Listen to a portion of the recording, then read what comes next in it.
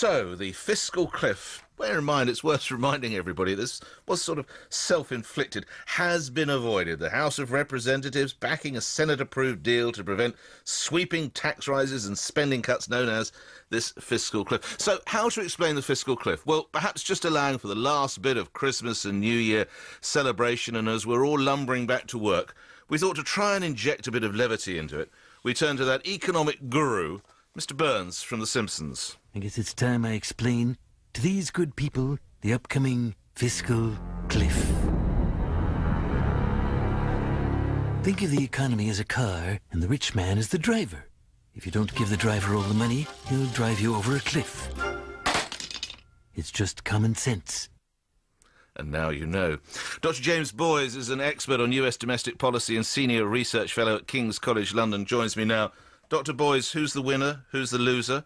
Or is it really just... No doubt about it, Nick, and good morning to you and everybody else. The Democrats have clearly had a complete rout here in both the House of Representatives and the Senate in managing to get this bill through, despite the great opposition from the majority Republicans in the House of Representatives overnight.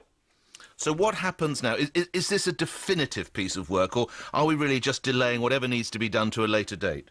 Yeah, the great irony here, Nick, is, of course, this package was meant to be a sort of a fix-all, a way of saying to Republicans and Democrats, if you don't stop with these short-term plasters over the gaping wound of the American deficit, these stringent measures are going to come in and you'll be forced to implement them. And yet what ultimately happened is only really half of the package has been introduced. The reason Republicans are loath to put their name to this is because it's basically increased taxes, but it hasn't gone anywhere far enough to reduce spending, because one of the great problems was this issue called sequestration was due to kick in, which was going to reduce almost 10% off the Pentagon budget.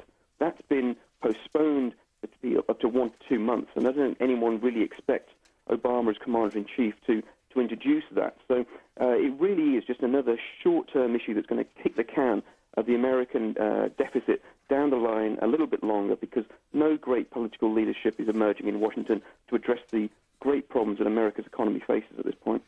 So half, perhaps, as you say, James, half of the problem is solved. What needs to be done going forward, or indeed when is the next deadline going to loom?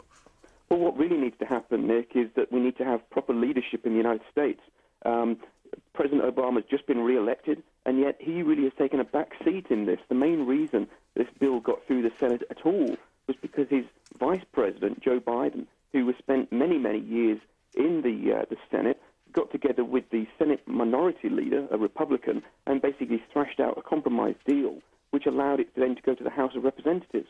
In many ways, President Obama, certainly in a press conference or a talk he gave the other night, came out and was very problematic in terms of trying to get this thing through. So we really need to see a whole shift, if you will, in a dynamic in trying to get a bipartisan approach in Washington, D.C., which really isn't emerging from either side at this point. Thanks for your time, James. Dr. James Boyes is an expert on US domestic policy, senior research fellow at King's College in London.